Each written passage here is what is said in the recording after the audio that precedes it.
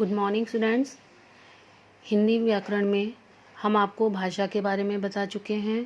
भाषा क्या होती है, उसके कितने रूप होते हैं, कौन कौन से उसके अंग होते हैं, बोली किसे कहते हैं और व्याकरण क्या होता है। आज हम आपको वर्ण के बारे में बताएंगे। वर्ण क्या होता है। तो बेटा, जब हम बोलते हैं तो हमारे मुंह से कुछ ध्वनियाँ निकलती हैं, ठीक है, और उसी को हम लिखित रूप में अगर लिख कर व्यक्त करते हैं तो वो लिखित भाषा होती है, और हम वो बोल के अगर किसी को बताते हैं तो वह मौलिक भाषा होती है। तो वर्ण क्या होता है। भाषा की वह छोटी से छोटी इकाई जिसके और अधिक टुकड़े नहीं किया जा सके या जिसे और अधिक छोटे छोटे खंडों में बांटा नहीं जा सके, उसे हम वर्ण कहते हैं। मतलब भाषा की वह छोटी सी इकाई जिसके हम और अधिक टुकड़े न कर सकें या जिसे और अधिक खंडों में नहीं बांटा जा सके, वह वर्ण कहलाता है। देखिए, इसे एग्जाम्पल से समझते हैं। उदाहरण है जैसे शब्द सूरज। सूरज शब्द के वर्णों को अगर हमने खंडित किया तो सु प्लस र प्लस ज हुआ, ठीक है। उसी प्रकार से जब हम इन खंडित वर्णों को और अलग करेंगे और खंडित करेंगे तो सु का हमने स प्लस उ हो गया, र का र में से अ निकला और प्लस अ, और ज का ज में से अ निकला प्लस अ। अब ये इनके खंड हो गए, लेकिन ये सबसे छोटी इकाई हो गई इनकी। अब इसके और ज़्यादा खंड नहीं हो सकते, तो इन्हीं ध्वनियों को हम क्या कहते हैं, वर्ण। मतलब भाषा की सबसे छोटी इकाई जिसके और अधिक खंड ना किए जा सके और अधिक उसे बांटा ना जा सके, तो वह क्या कहलाती है, वर्ण। अब जानेंगे वर्णमाला के बारे में। तो वर्णमाला क्या होती है बेटा। किसी भी भाषा में प्रयुक्त सभी वर्णों के निश्चित क्रमबद्ध समूह को हम क्या कहते हैं, वर्णमाला। मतलब वर्णों का जो एक निश्चित समूह होता है जो एक क्रमबद्ध तरीके में होता है, तो उसको हम क्या कहते हैं, वर्णमाला।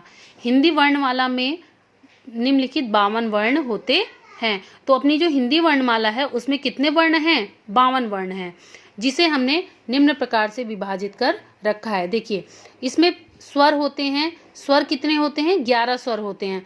अ आ ई उ ऊ री ए ऐ ओ औ। तो ये 11 क्या होते हैं, हमारे स्वर होते हैं। उसके बाद आता है व्यंजन। तो व्यंजन कितने हुए हमारे, क ख ग घ ण च छ ज झ ञ ट ठ ड ढ ण त थ द ध न प फ ब भ म य र ल व श श श ह। तो ये हमारे किसके अंतर्गत आते हैं, व्यंजन के अंतर्गत। उसके बाद जो छत्रिंग ज्ञ और श्रमिक होता है, ये किस में आता है, संयुक्त व्यंजन में, ठीक है। किस में आता है बेटा, संयुक्त व्यंजन में। इन्हें संयुक्त व्यंजन में इसलिए रखा गया है क्योंकि ये जो व्यंजन है ये स्वर के, इसमें मतलब स्वर का उपयोग नहीं किया गया है। मतलब ये एक साथ मिलकर, दो व्यंजनों को एक साथ मिलकर ही लिखे जाते हैं। जैसे हमारा छ है तो ये छ हमारा क और स से मिलके बना है। श्रमिक जो है हमारा, ये श और र से मिलके बना है, ठीक है। उसके बाद हमारा आता है अयोगवाग। अयोगवाग में कौन से वर्ण आएंगे आपके, अंग और आहा। और अन्य में आता है ड़ और ढ। इनका स्वतंत्र रूप से वैसे कोई प्रयोग नहीं होता, लेकिन जब हम किसी भी शब्द का निर्माण करते हैं तो शब्द निर्माण में इन वर्णों का प्रयोग होता है। हिंदी वर्णमाला के वर्णों को मुख्यतः 2 भागों में विभाजित किया गया, जैसा कि मैंने अभी आपको बताया, स्वर और व्यंजन। स्वरों को हम 3 रूप में डिवाइड कर सकते हैं, 3 भागों में बांट सकते हैं। ह्रस्व स्वर, दीर्घ स्वर और प्लुत स्वर, ठीक है। किन किन स्वर में बांट सकते हैं, ह्रस्व स्वर, दीर्घ स्वर और प्लुत स्वर। और जो व्यंजन है उसमें आता है हमारा स्पर्श व्यंजन, अंतस्थ व्यंजन, अल्प प्राण व्यंजन और महाप्राण व्यंजन। अब जानते हैं स्वर किसे कहते हैं। स्वर किसे कहते हैं बेटा, वे ध्वनियां जिनके उच्चारण में वायु बिना किसी रुकावट के मुंह से बाहर आती है, स्वर कहलाती है। मतलब सीधे सीधे शब्दों में अगर हम लोग कहें तो जो वर्ण बिना किसी की सहायता से बोले जाते हैं वो क्या कहलाते हैं, स्वर कहलाते हैं। स्वर स्वतंत्र ध्वनियां होती हैं, ठीक है ना।